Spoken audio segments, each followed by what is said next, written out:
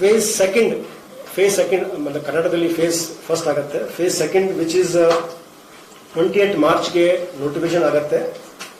ಮತ್ತೆ last date of filing nominations 4th April, scrutiny 5th April, withdrawal is 8th April and date of poll is 26th April.